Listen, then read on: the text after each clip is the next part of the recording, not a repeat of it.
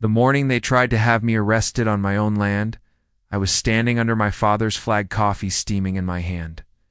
The deputy's cruiser idled at the curb. A pair of HOA board members' clipboards, matching polos, and those practiced, polite smiles stood at the end of my driveway like they were about to sell me something I'd never buy. The wind caught the flag just right, and I heard my dad's voice like I always do when I'm about to make a choice. Son, respect is owed, not owned. Sir, the taller one said, you're trespassing on common property. I blinked, then looked down at my boot standing on the same concrete my brother and I poured the summer our mom got sick. The same driveway that still bears our initials scratched into the edge. Common property, I repeated quietly. My voice stayed calm. It always does. Years in court taught me that calm beats volume every time. They pointed to a printed map. The right edge of my front yard on old stone border stacked by my granddad was circled in red. Your hedge and this strip, the tall one said. Common area. You've been warned twice. Behind them, my neighbor Martha peeked from her porch. 2 houses down, a pickup slowed to watch. And right then, that warm, twisting pinch hit my chest, the kind you feel when someone tries to take something small that means something big.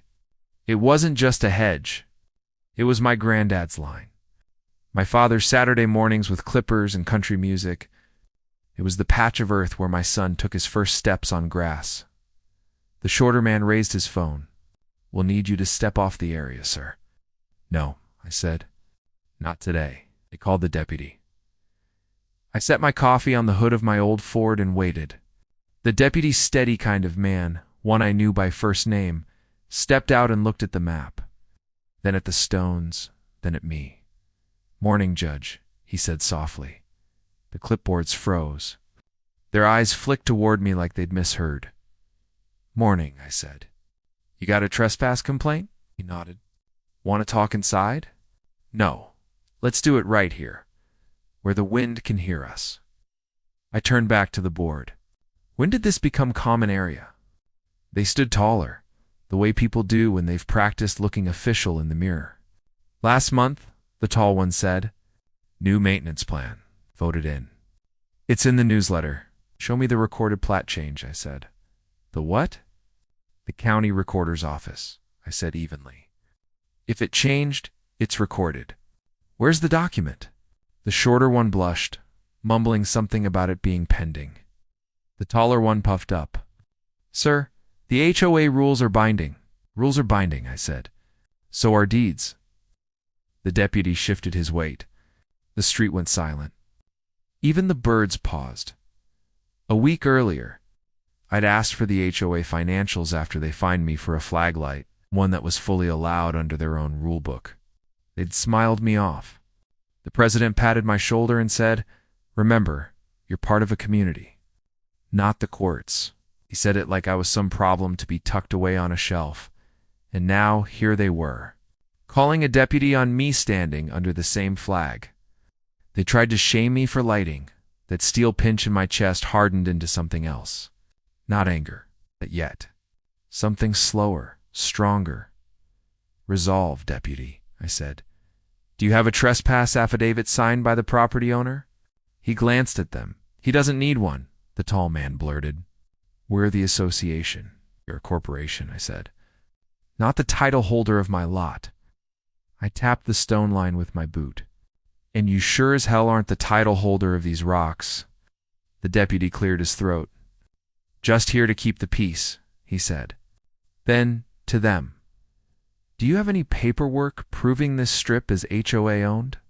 They had papers, sure, but none that mattered. Fine, the tall one snapped. We'll file for an injunction. Please do, I said. Dan meant it. Because in that moment, I stopped being a man hoping for courtesy. I became a man demanding respect.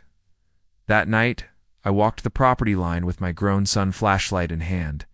We traced every stone my granddad had stacked with his bare hands. My boy ran his palm along the edge. He did this by hand. Every Saturday, I said. He told me, set a true line once, and you won't have to argue about it later. The next morning, I put on a suit, the kind that looks like politeness but feels like armor. I drove to the courthouse and pulled the records myself. No plat change. No easement.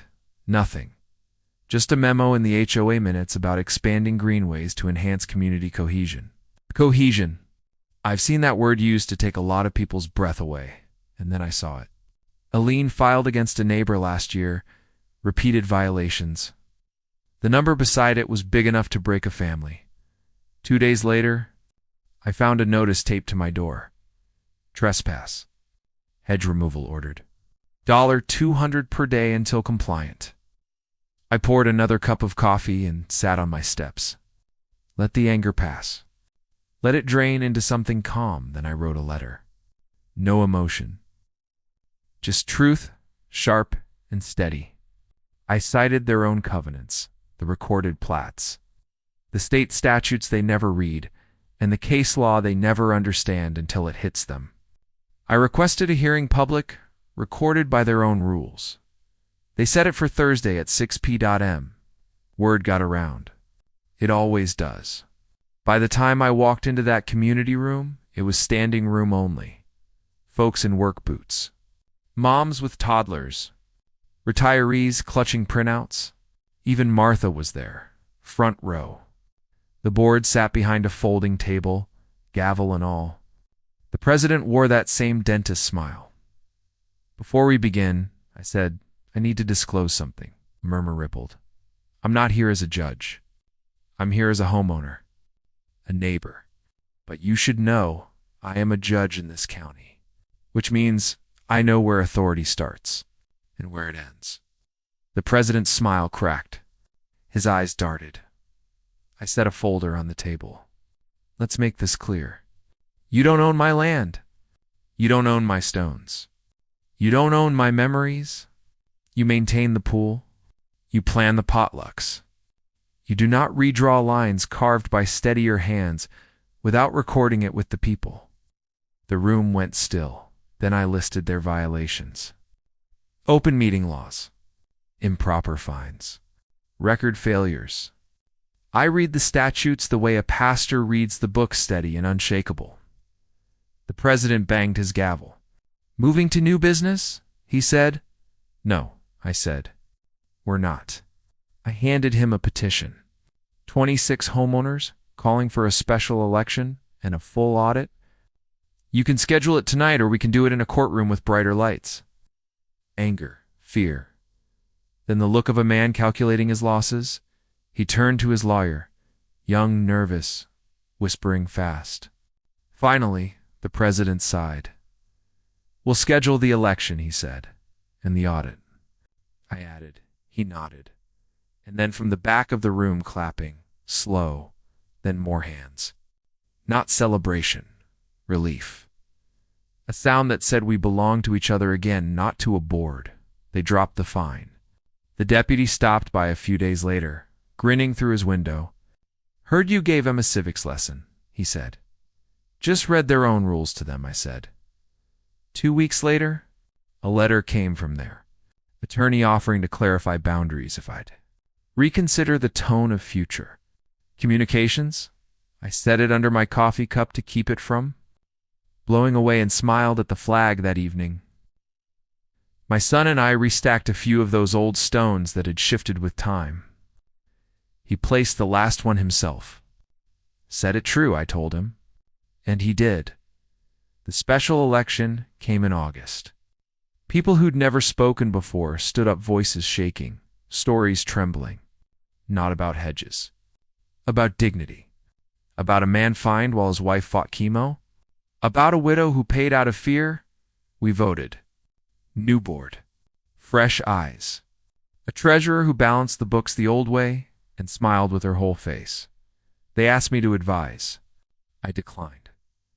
I'll bring the potato salad, I said. But you don't need a judge. You need neighbors. That night, I walked the lake trail.